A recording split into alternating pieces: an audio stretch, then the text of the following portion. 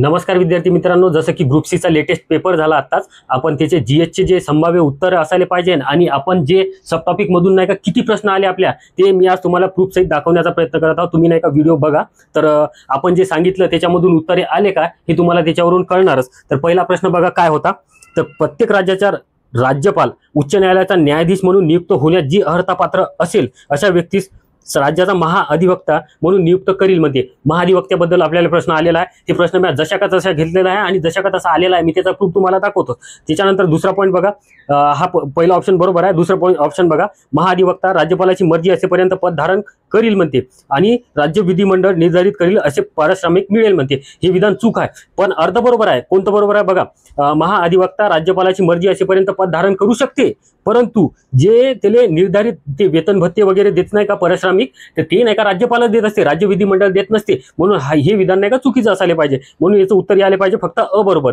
तर याचं मी प्रूफ दाखवतो तुम्हाला, बघा स्क्रीनवर। महान्यायवादी यांची अर्हता काय आहे, तर सर्वोच्च न्यायालयाच्या न्यायाधीशाची जी पात्रता असते तेच महान्यायवादी यांना सुद्धा पात्रता लागत असते। आणि महाधिवक्ता यांची सुद्धा अर्हता अशी आहे की हायकोर्टाचे जे न्यायाधीश असतात त्यांना जी अर्हता लागते ती त्यांना लागते। तसेच पदधारण राष्ट्रपतीची मर्जी असेपर्यंत हे पद धारण करतात कोण, महान्यायवादी। आणि महाधिवक्ता हे राज्यपालाची मर्जी असेपर्यंत पद धारण करतात, ठीक आहे। बघा त्याच्यानंतरचा प्रश्न काय होता, महाराष्ट्रात खालीलपैकी कोणते खनिज मोठ्या प्रमाणात आढळते म्हणे।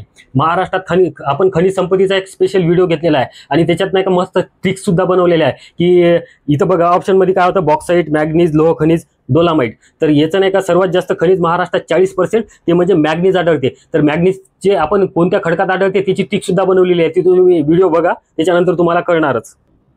मॅग्नीजची खुली खाण कुठे आहे, नागपूरला। नागपूरमध्ये कोणते तालुके, रामटेक सावनेर। रामटेक सावनेरमध्ये नागपूरमध्ये मॅग्नीजची खुली खाण आहे। त्याच्यानंतर खडक कोणता आढळतो इथं, तर कोणत्या खडकात मॅग्नीज आढळते, तर गोंडवाना, धारवाड। लक्षात कसं ठेवायचं, याची मी मस्त ट्रिक्स बनवली बघा, गोदाम लक्षात ठेवा, गोदाम। तर त्याच्यानंतरचा प्रश्न बघा, 2011च्या जनगणनेनुसार महाराष्ट्रातील रिकामी जागा शासकीय विभागात सर्वात कमी बाललिंग गुणोत्तर होते म्हणते। म्हणजे कोणत्या विभागात होते बाललिंग गुणोत्तर कमी। आपण 2-3 दिवसाआधीच व्हिडिओ टाकला होता एक बाललिंग गुणोत्तर आणि लिंग गुणोत्तराचा। आपले जास्त व्हिडिओ पडलेले नाही, 10 ते 12 व्हिडिओ पडलेले आहे जे अभ्यासक्रमाच्या भागातले आहे आणि त्याच्यातून नाही का आपल्या सब टॉपिक मधून किती प्रश्न आले हे दाखवण्याचा प्रयत्न करत आहोत। आपण येणाऱ्या कंबाईनसाठी अजून व्हिडिओ टाकणारच आहोत, तर तुम्ही पहिले हे बघा बाललिंग गुणोत्तरावर आपण काय बोललो होतो। आपण नाही का आपल्या ज्या व्हिडिओ मधून हा जरी विभागाचा प्रश्न सुटत नसला तरी नाही का आपल्याला याच्यावरून हे कळत होतं की शेवटचे 5 जिल्हे कोणते आहे, म्हणजे जिथं सर्वात बाललिंग गुणोत्तराची सगळ्यात वाईट परिस्थिती आहे असे कोणते जिल्हे आहे। तर पहिला बीड आहे, दुसरा जळगाव आहे, तिसरा नाही का अहमदनगर आहे, चौथा औरंगाबाद आहे, पाचवा कोल्हापूर आहे। आपण याची टिक सुद्धा बनवली होती, बीड, अहमदनगर और कोल्हापूर, बीड, अहमदनगर और कोल्हापूर। तर आपल्याला याच्यावरून समजायला पाहिजे होतं बीड नाही का औरंगाबाद विभागातच येते आणि सर्वात कमी म्हणजे सर्वात वाईट परिस्थिती तिथं आहे। तर आपण याच्यानुसार नाही का औरंगाबाद मारायला पाहिजे। मला तरी असं वाटते की औरंगाबाद याचं उत्तर यायला पाहिजे। बघू आता आयोग काय देते। तर याचं सुद्धा तुम्ही प्रूफ स्क्रीनवर बघा होता, राईट आहे। अजून याच्यात आपल्याला बाललिंग गुणोत्तर, लिंग गुणोत्तर याचं प्रमाण कुठं कोणत्या जिल्ह्यात जास्त, कोणत्या जिल्ह्यात कमी, जिल्ह्याचा क्रम कसा काय होता हे गोष्टी सुद्धा पाहणं गरजेचं आहे। त्याच्यानंतरचा प्रश्न बघा, जोड्या लावत होता। हा प्रश्न नाही का इकॉनॉमिक्स सुद्धा मध्ये येते आणि राज्यशास्त्रामध्ये सुद्धा येते। तर बघा पहिले ऑप्शन होतं, ऑप्शन नाही आपण उत्तराकडे जाऊ सरळ। आर्थिक नियोजन याचं काय यायला पाहिजे, तर कालबद्ध कार्यक्रम। त्याच्यानंतर 12वी पंचवार्षिक योजना याचा उल्लेख मी केलेला होता, कोणत्या महत्वाच्या योजना आहे म्हणून, जसं की 11वी, 12वी, 9वी, 3री हे सांगितल्या होत्या। तर 12वी पंचवार्षिक योजना याचं काय होतं, तर याचं होतं जलद व शाश्वत वृद्धी।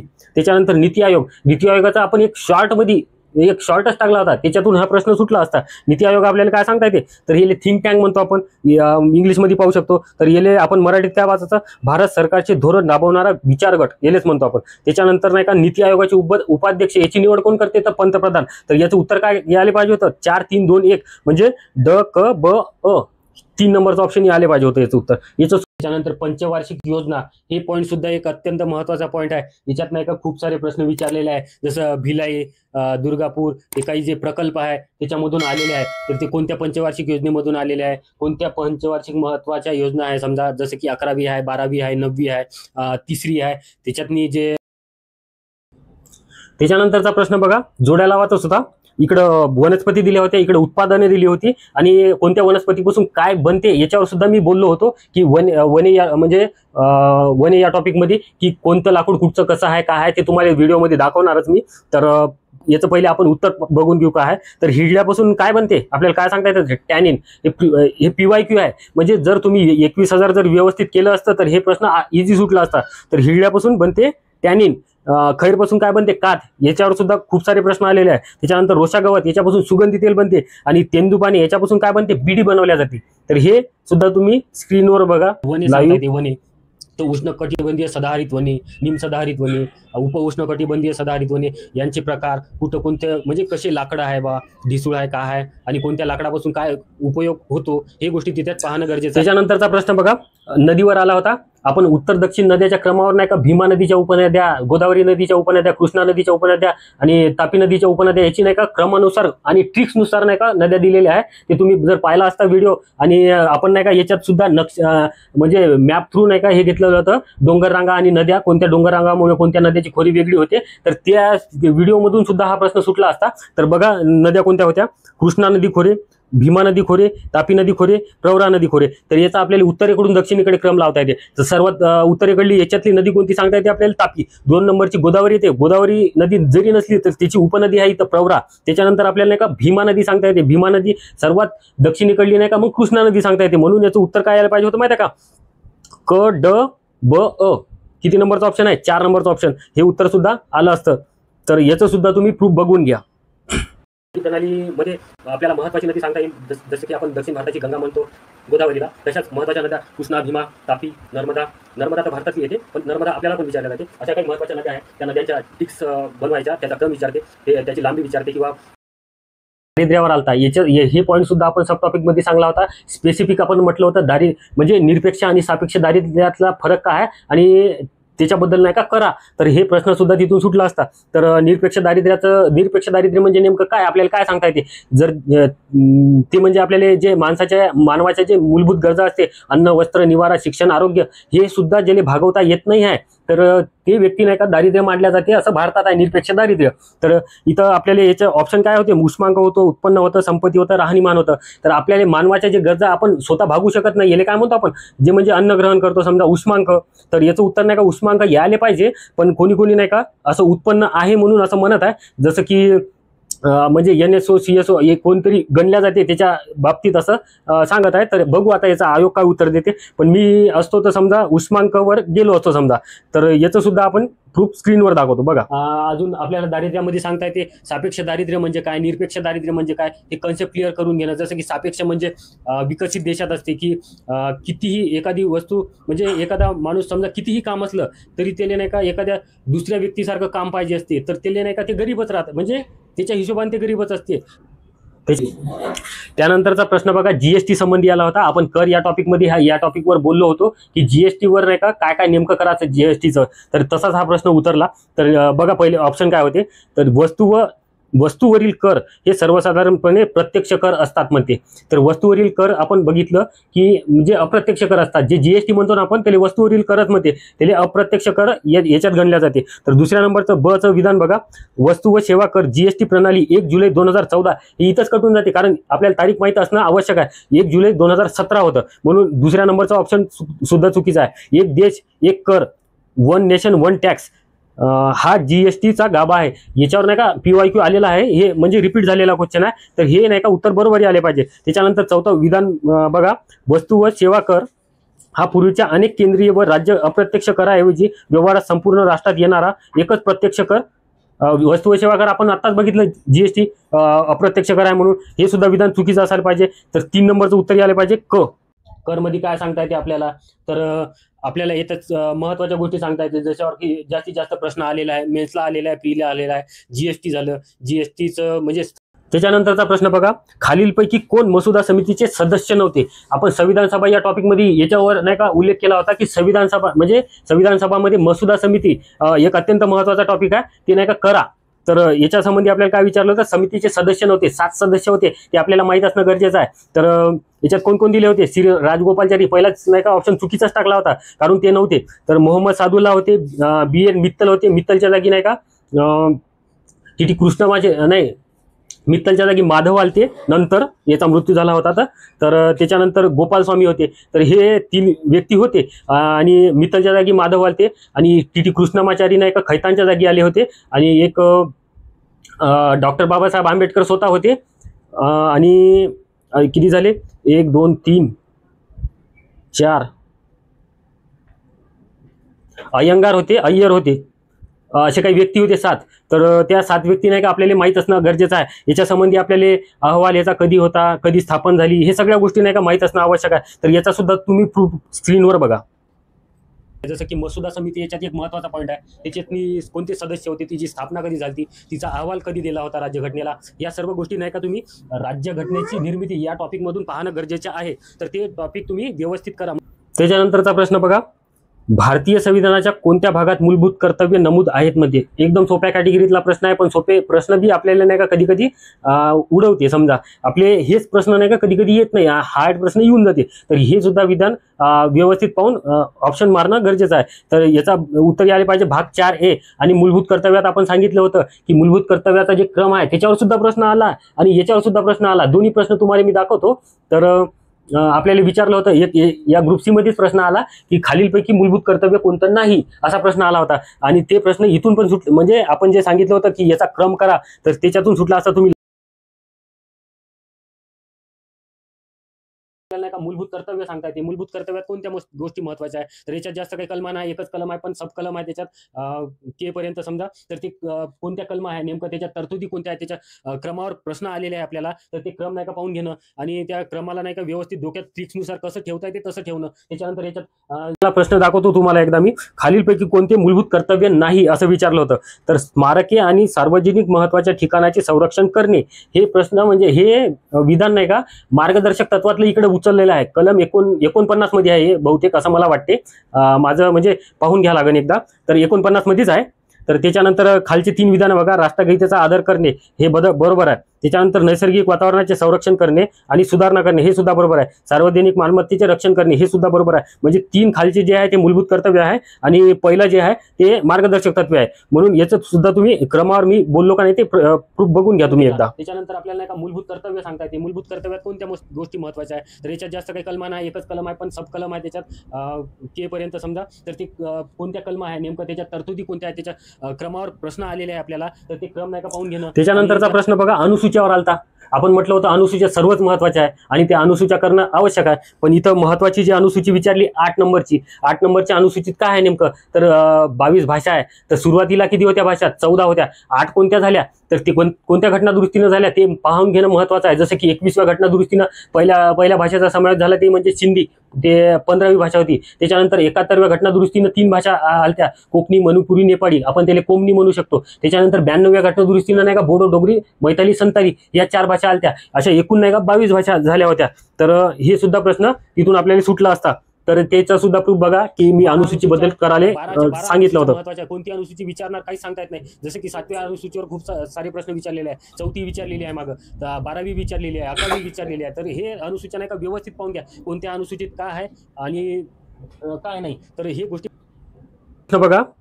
खालीलपैकी अयोग्य विधान कोणते असं विचारलं होतं. अयोग्य विधान ओळखा म्हणून. एखादी व्यक्ती भारतीय नागरिक आणि रिकामी जागा असल्याशिवाय सर्वोच्च न्यायालयाचा न्यायाधीश म्हणून नियुक्तीस पात्र असणार नाही. रिकामी जागेत आपल्याला खालीलपैकी कोणते म्हणजे ऑप्शन येते असं विचारलं होतं. आपल्याला इथं अयोग्य विचारलं, त्याच्यावर सगळ्यात महत्वाचं त्याच्याकडे फोकस करणं महत्वाचं आहे. कारण माहित आहे का, आपण इथं चुकतो पहिले आणि आपल्याला येत सुद्धा असून प्रश्न नाही का चुकून जाते मग. तर हे याच्यात मी खूप साऱ्या गलत्या केलेल्या आहे म्हणून तुम्हाला सांगत आहोत. तर पहिला ऑप्शन काय होता, एखादा उच्च न्यायालयाचा अथवा अशा 2 किंवा अधिक न्यायालयाची निदान 10 वर्षे न्यायाधीश असावी म्हणते.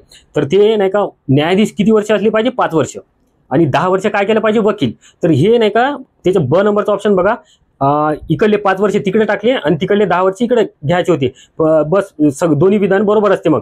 तर इथं नाही का पहिल्या ऑप्शनमध्ये 5 वर्ष पाहिजे होतं. आणि सेकंड नंबरचं ऑप्शन बघा, एखादा उच्च न्यायालयाचा अथवा अशा 2 किंवा अधिक न्यायालयाचा निदान 5 वर्षे अधिवक्ता असला पाहिजे. तर अधिवक्ता 10 वर्ष असला पाहिजे, न्यायाधीश 5 वर्ष असल्या पाहिजे. त्याच्यानंतर बघा क नंबरचं, राष्ट्रपतीच्या मते विख्यात विधिवेत्ता म्हणते. तर यालेच आपण नाही का कायदे पंडित म्हणतो. आपल्याला याच्यावर नाही किती सारे PYQ आलेले आहे. हे प्रश्नच रिपीट आहे, समजा पूर्ण प्रश्नच रिपीट आहे. जर तुम्ही सर्वोच्च न्यायालय न्यायालयाचे मागील प्रश्न जर पाहिले समजा 21,000 मधून, तर तुम्हाला समजा हे प्रश्न नाही का रिपीटच आहे, तर हे नाही का याचं उत्तर फक्त 3 नंबरचं ऑप्शन यायला पाहिजे होतं. जसं की आपल्याला सांगता येते राष्ट्रपतीच्या मते विख्यात विधेवेत्ता, हे प्रश्न याचं फक्त क उत्तर म्हणजे बरोबर आहे. आपल्याला विचारलं काय चुकीचं, पहा इथं अजून गडबड होती ती सांगण्याच्या बाबतीत. तर अ ब हे दोन्ही विधान नाही का अयोग्य आहे, याचं आपल्याला असं सांगता येते.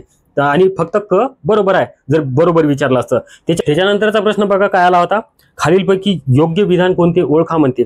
तर राज्यपालासंबंधी प्रश्न होता. कोणतीही व्यक्ती ती भारतीय नागरिक आणि 35 वर्षे वयाची असल्याखेरीज राज्यपाल म्हणून नियुक्त होण्यास पात्र असणार नाही, हे विधान बरोबर आहे. कारण की 35 वर्ष वयाची अट आहे त्यांची राज्यपालाची. त्याच्यानंतर ब विधान बघा, राज्यपाल संसदेच्या दोन्हीपैकी कोणत्याही सभागृहाचा किंवा पहिल्या अनुसूचित विनिर्दिष्ट केलेल्या कोणत्याही राज्याच्या विधानमंडळाच्या सभागृहाचा सदस्य असणार नाही, हे सुद्धा विधान बरोबर आहे. कारण आपल्याला दिलेलंच आहे राज्यपालमध्ये. तर त्याच्यानंतर तिसरं विधान बघा क नंबरचं, जेव्हा एकाच व्यक्तीची 2 किंवा अधिक राज्याच्या राज्यपाल म्हणून नियुक्त केले असेल, त्या बाबतीत राज्यपालास द्यावयाची वित्तलब्धी आणि भत्ते आणि यांचा खर्च संसद आदेशाद्वारे निर्धारित केला अशा प्रमाणात त्या राज्यामध्ये विभागून दिला जातो म्हणते. तर इथं नाही का हे विधान चुकीचं काम ठरते माहिती आहे का. संसदच्या जागी फक्त इथं राष्ट्रपती पाहिजे होतं. कारण नाही का जेव्हा राज्यपाल नाही का 2 किंवा अधिक राज्याचा राज्यपाल बनतो, तेव्हा नाही का त्याला 7व्या घटनादुरुस्ती 1956 नुसार तर राष्ट्रपती जे आहे ते त्याचे जे भत्ते आहे समजा किंवा जे त्याला द्यायचा जे खर्च आहे तर ते राष्ट्रपती ठरवते. म्हणून हे विधान नाही का 3 नंबरचं आपल्याला चुकीचं सांगता येते. म्हणून इथं आपल्याला काय विचारलं, योग्य विचारलं तर फक्त अ आणि ब पहिल्या नंबरचं ऑप्शन उत्तर आले पाहिजे. त्याच्यानंतरचा प्रश्न बघा, मार्गदर्शक तत्वावर होता. आपण सांगितलं होतं मार्गदर्शक तत्वासंबंधी की मार्गदर्शक तत्वाले आपल्याला म्हणजे पहिले याचं प्रूफ बघितलंच असेल तुम्ही. त्याच्यानंतर मार्गदर्शक तत्वाबद्दल आपण काय सांगितलं होतं की मते करा. तुम्हाला प्रूफ दाखवतोच मी. तर याचं पहिले उत्तर बघून घ्या काय आहे. तर इथं टीकाकार दिले होते आणि इकडे कथन दिले होते त्यांचे. के.टी. शहा यांनी काय म्हटलं होतं, तर हे के.टी. शहामध्ये नाही का मराठी शब्द नाही का पहिलीदाच वाचला मी नवी, धार्मिक दिखावा इलेच नाही का आपण नाही का बँकेच्या इच्छेनुसार वटवता येणारे चेक असं यांनी म्हटलं होतं. तर के.टी. शहाचं हे 4 नंबरचं उत्तर यायला पाहिजे. त्याच्या म्हणजे अचं 4 यायला पाहिजे.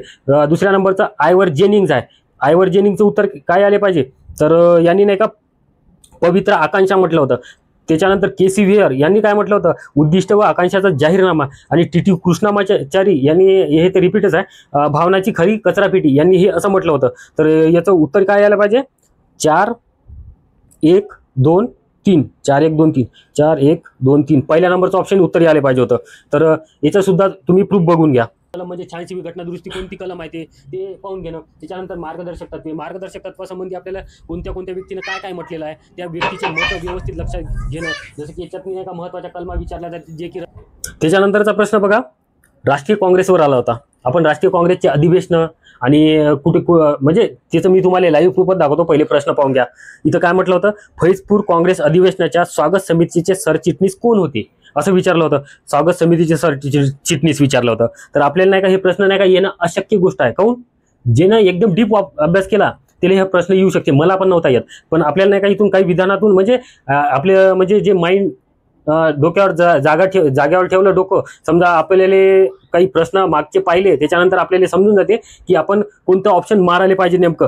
तर आपल्याला इथं सांगता येते बघा, आपल्या असे जे ऑप्शन येते ना हे अटेम्प्ट करायचे, पण नाही का इथं थोडासा डोकं लावायचं. जसं की शंकरराव देव दिलेला आहे, धनाजी नाना चौधरी दिलेला आहे, जवाहरलाल नेहरू दिलेला आहे, त्याच्यानंतर बाळकृष्ण चिंतामण लागू दिलेला आहे. आपल्याला सांगता येते जवाहरलाल नेहरू जे होते फैजपूर अधिवेशनाचे अध्यक्ष होते. तर हे ऑप्शन 4 नंबरचा कटला. तर आपलं 75% मध्ये आलो आपण. त्याच्यानंतर बाळकृष्ण चिंतामण लागू, शंकरराव देव हे 2 नाही का ऑप्शन नाही का म्हणजे वाटू शकते आपल्याला, पण नाही का शंकरराव देव नाही का त्याचं शॉर्ट फॉर्म नाव दिलेलं आहे म्हणून हे मारायचं नाही अशा ऑप्शनमध्ये. त्याच्यानंतर बाळकृष्ण चिंतामण लागू आणि धनाजी नाना चौधरी या 2 पैकी नाही का आपला ऑप्शन मारणं काम आहे. 50% मध्ये आलं म्हणजे आपलं काम काय होते, सोपं होऊन जाते थोडं. एक तर प्रश्न येण्याचे चान्सेस थोडे वाढते, पण आला तर आपण नाही का प्लसमध्ये जातो. म्हणून नाही का इथं असं मला वाटते इथं 3 नंबरचं ऑप्शन यायला पाहिजे, नाही तर 2 नंबरचं. आता माझ्या मनानुसार धनाजी नाना चौधरी याचं उत्तर असायला पाहिजे, तर 3 नंबरचं ऑप्शन नसायला पाहिजे. म्हणून मी नाही का धनाजी नाना चौधरी सोबत जात होतो. तर हे असा सोडला असता, पण याचं प्रूफ बघा तुम्ही. काँग्रेसमध्ये कुठं कोणते अधिवेशन भरले, कुठचे महत्त्वाचे कोण अध्यक्ष होते, या सर्व गोष्टी बघणं महत्त्वाचं आहे. आणि राष्ट्रीय काँग्रेसमध्ये समजा तिचे अध्यक्ष कोण होते, तिचे सदस्य कोण होते, इंग्रजाचे अधिवेशन कोणते कोणते. त्याच्यानंतरचा प्रश्न बघा, आपण कामगार संघटना सुद्धा सांगितल्या होत्या कोणत्या कराच्या नेमक्या. तर कामगार संघटनावर 2 प्रश्न आले, 2. बघा, पहिला प्रश्न काय होता, पुढील घटनाची त्याच्या कलामा म्हणजे कालानुक्रमानुसार हे लावा म्हणे, जो मांडणी करा म्हणे. तर पहिला ऑप्शन काय होता, मुंबईतील गिरणी कामगाराची संघटना. दुसरं होतं पहिला फॅक्टरी कायदा. तिसरं होतं कामगार हितवर्धक सभा स्थापन करण्यात आली. आणि all India trade union Congress. आपल्याला ऑल इंडिया तर सर्वांनीच माहिती आहे, 1920 आहे. त्याच्यानंतर पहिला फॅक्टरी कायदा माहीत असायला पाहिजे. सांगता येते की नारायण मेघाजी लोखंडे होते, यांनी स्थापन केली होती 1884 साली. पहिला फॅक्टरी कायदा मग 1981. दुसरं येईन मुंबई गिरणी कामगार संघटना 1884. 1884. त्याच्यानंतर आपल्याला सांगता येते कामगार हितवर्धक सभा 1909 भिवाजी नरे यांनी स्थापन केली होती, आपण व्हिडिओमध्ये सांगितलं होतं. त्याच्यानंतर all India trade union Congress. All India म्हणजे आयटकवर नाही का 2-2 प्रश्न आलेले आहे. म्हणजे कामगार संघटना किती महत्त्वाचा टॉपिक आहे हे तुम्हाला समजून झाले पाहिजे याच्यानुसार. तर याच्यावरच म्हणजे आयटकवर एवढा सोपा प्रश्न अजून दुसरा विचारला की त्याचे अध्यक्ष कोण होते, तर आपल्याला माहीत असायला पाहिजे. PYQ आहे, लाला लजपत राय, ते सुद्धा प्रश्न तुम्हाला दाखवतो. आणि त्याचं स्क्रीनवर तुम्ही प्रूफ सुद्धा बघा की मी कामगार संघटनाबद्दल काय बोललो होतो. कोणते कोणते पॉईंट सांगता येते आपल्याला, जसं की नारायण मेघाजी लोखंडेची झाली कामगार संघटना. त्याच्यानंतर अजून भिवाजी नरेची संघटना आहे, कामगार हितवर्धक सभा. अशा काही संघटना आहे महत्त्वाच्या ज्याच्यावर प्रश्न आलेले आहे. हे प्रश्न तुम्ही कामगार संघटनेमधून पाहिले पाहिजे आणि त्याच्या थ्रू नाही का या पुस्तकात झाले पाहिजे, तेव्हा कुठं तुमचा ते पॉईंट क्लिअर होणार. असा जर अभ्यास केला तरच तुम्ही नाही का पास. 20 रोजी मुंबई येथील ऑल इंडिया ट्रेड युनियन काँग्रेसचे पहिले अधिवेशन कोणाच्या अध्यक्षतेखाली भरले, तर त्याचं उत्तर होतं लाला लजपत राय.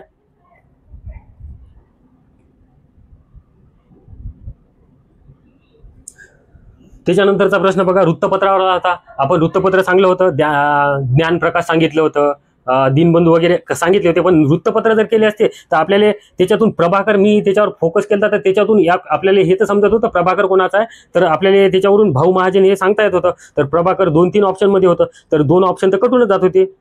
नाही, 3 ऑप्शनमध्ये होतं, 1 ऑप्शन तर कटलंच असतं. तर तुम्ही जर समजा अजून वृत्तपत्र केले असते तर हे सुद्धा सुटलं असतं, आपल्याला माहीत पडलं असतं की धूमकेतू कोणाचा आहे, ज्ञानदर्शन कोणाचा आहे, प्रभाकर कोणाचा आहे. तर याचं नाही का 2 नंबरचा ऑप्शन यायला पाहिजे, भाऊ महाजनचं. तुम्ही प्रूफ सुद्धा बघू शकता. वृत्तपत्रामध्ये नाही का महत्त्वाचे वृत्तपत्र आहे, जसं प्रभाकर झालं, ज्ञानसिंधू झालं, ज्ञानप्रकाश झालं, हे काही महत्त्वाचे पुस्तकं आहे. तसेच त्याच्यानंतरचा प्रश्न बघा, पुणे सार्वजनिक सभेवर आलता. मी त्याच्यावर नाही का एक डिटेल म्हणजे व्हिडिओ बनवला होता, पुणे सार्वजनिक सभा म्हणजे त्या PYQचं अनालिसिस कसं करायचं म्हणून. तर त्याच्यात म्हणजे सार्वजनिक सभेचा नाही का उल्लेख केला होता मी, पण हे प्रश्न नाही का थोडा डिटेल आला, तर हे प्रश्न तिथून सुटला नसता त्या PYQ अनालिसिस मधून, परंतु हा प्रश्न शाहू महाराज मधून सुटला असता. कारण शाहू महाराज आपण समाजसुधारक सुद्धा सांगितलेला आहे, समाजसुधारक मध्ये शाहू महाराज जर आपण डिटेल वाचला असता तर तिथून हा प्रश्न सुटला असता. कारण याचं नाही का शाहू महाराज उत्तर यायला पाहिजे. तर प्रश्न काय होता बघा, सार्वजनिक सभा या नामवंत संस्थेने 24 सप्टेंबर 1894 मध्ये पुणे येथील कोणाचा सत्कार केला होता म्हणते. तर इथं न्यायमूर्ती रानडे दिलेला आहे, महात्मा फुले दिलेला आहे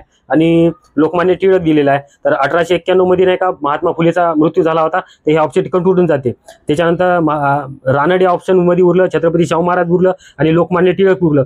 तर याच्यापैकी आपल्याला ऑप्शन मारणं आपलं काम होतं, पण आपण जर समाजसुधारक व्यवस्थित वाचले असते तर शाहू महाराज आपण मारलं असतं. याचं सुद्धा लाईव्ह तुम्ही बघून घ्या स्क्रीनवर.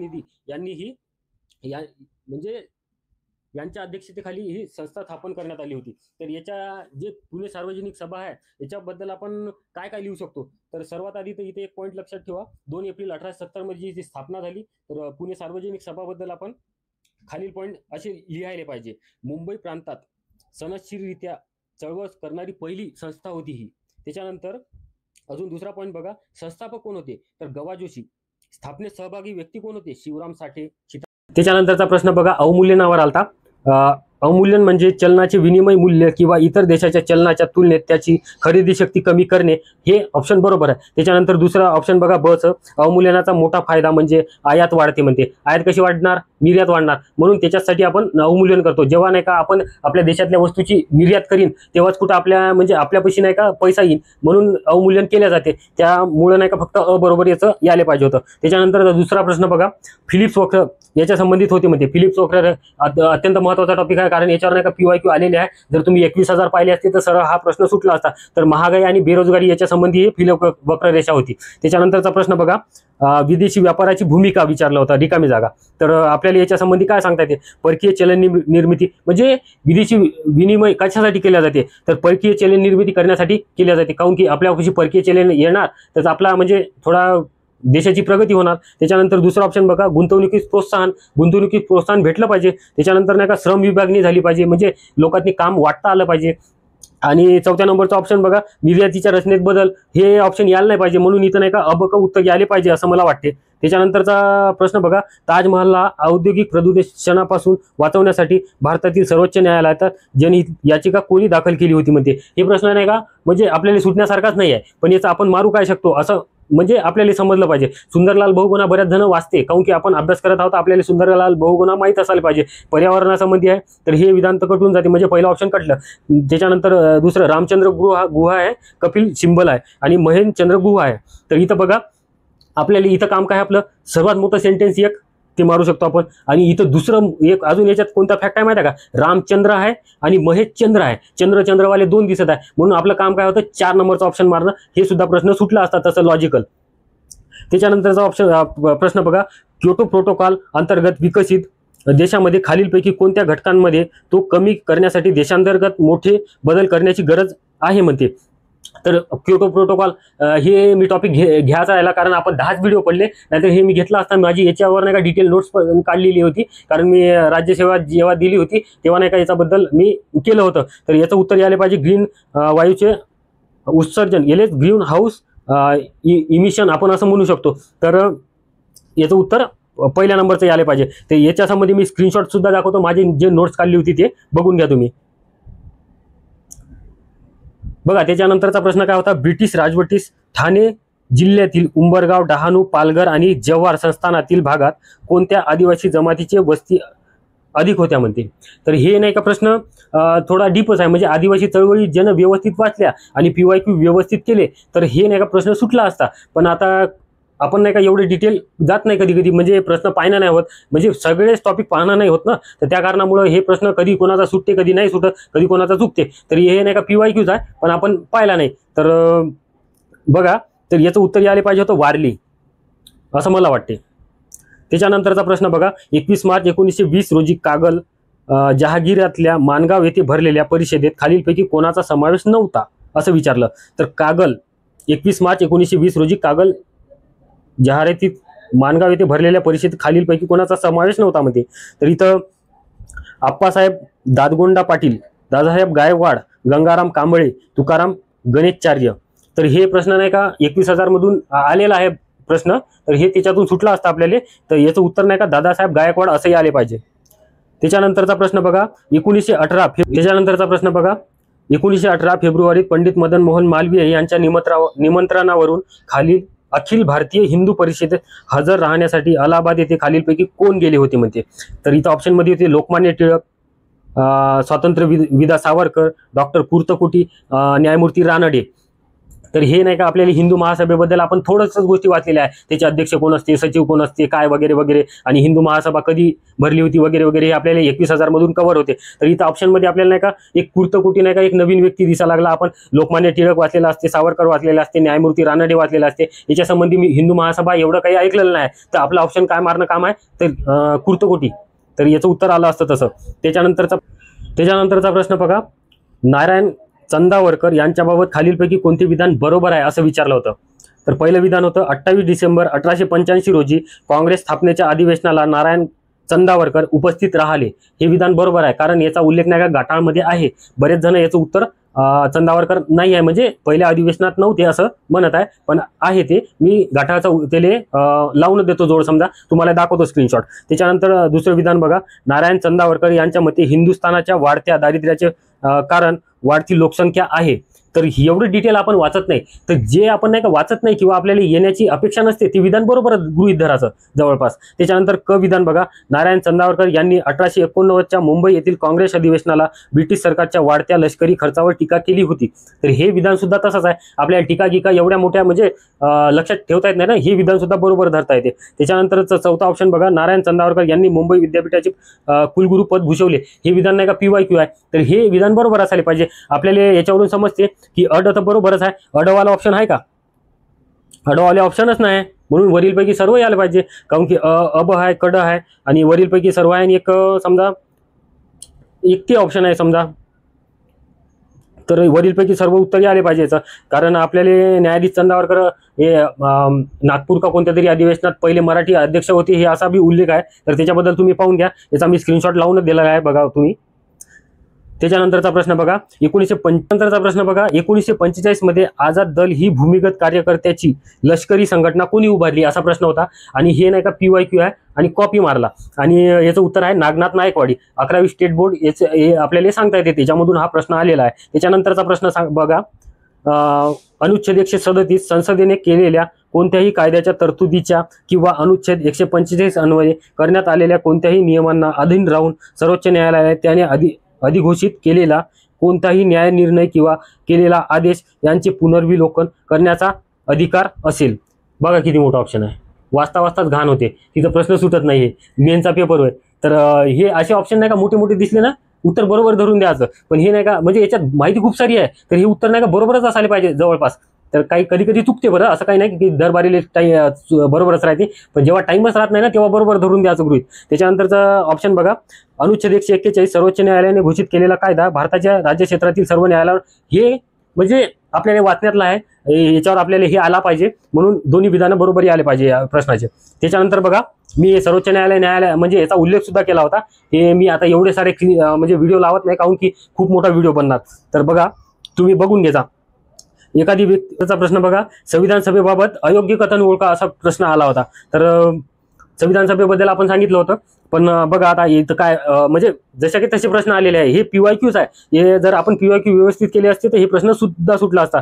सिंह हे संविधान सभेचे चिन्ह म्हणून स्वीकारण्यात आले म्हणते, हे चुकीचं आहे, कारण हत्ती आहे हे प्रश्न आलेला आहे, म्हणून हे पहिलंच ऑप्शन नाही का कटून जाते. आपल्याला नाही का इथं हे चुकीचं कुठं कुठं दिसत आहे पाहून घ्यायचं सरळ सरळ. फक्त एकाच ऑप्शनवरून उत्तर निघा लागलं, फक्त एक, बस ते मारा मोकळं व्हा. वरीलपैकी नाही त्याच्यावर जाता येते आपल्याला, पण पहिले ऑप्शन पाहून घ्यायचे.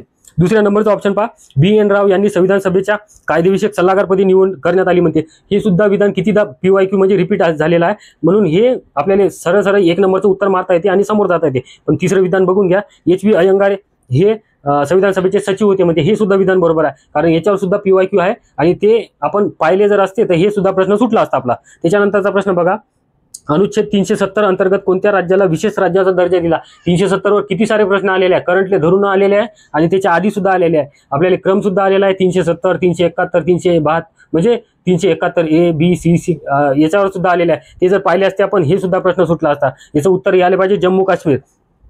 त्याच्यानंतरचा प्रश्न बघा राज्याच्या विधान परिषदेच्या जागांसंदर्भात आलता आणि त्याची चढत्या क्रमाने मांडणी करा असं दिलं होतं. तर ऑप्शन मध्ये होतं महाराष्ट्र, आंध्र प्रदेश, उत्तर प्रदेश, तेलंगणा, कर्नाटक.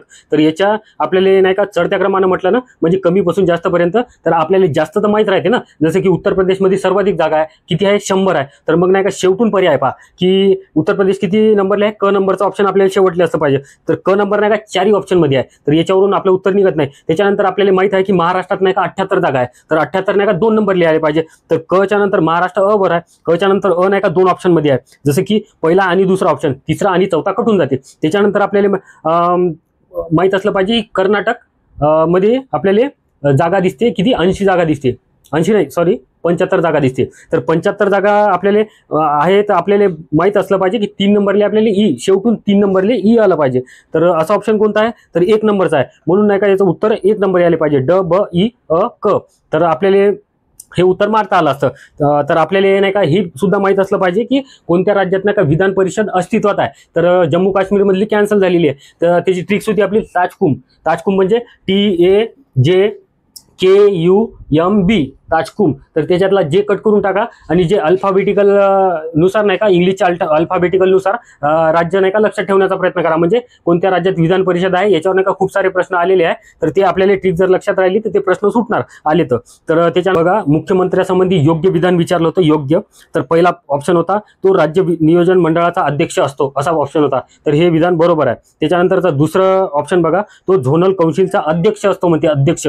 तर हे विधान चुकीचं आहे, कारण तो उपाध्यक्ष असतो. त्याच्यानंतर तिसरा ऑप्शन बघा, तो आंतरराज्य परिषदेचा उपाध्यक्ष असतो. म्हणजे आंतरराज्य परिषदेचा उपाध्यक्ष नसतो, तो सदस्य असतो. म्हणून हे सुद्धा विधान चुकीचं आहे. याचा अध्यक्ष कोण असतो, तर केंद्रीय गृहमंत्री असतो. आंतरराज्य परिषदेचा उपाध्यक्ष केंद्रीय गृहमंत्री. त्याच्यानंतर तो राज्य सरकारचा मुख्य प्रवक्ता असतो. हे सुद्धा विधान बरोबर आहे. तर याचं उत्तर काय आलं पाहिजे, तर ऑप्शन नंबर 4.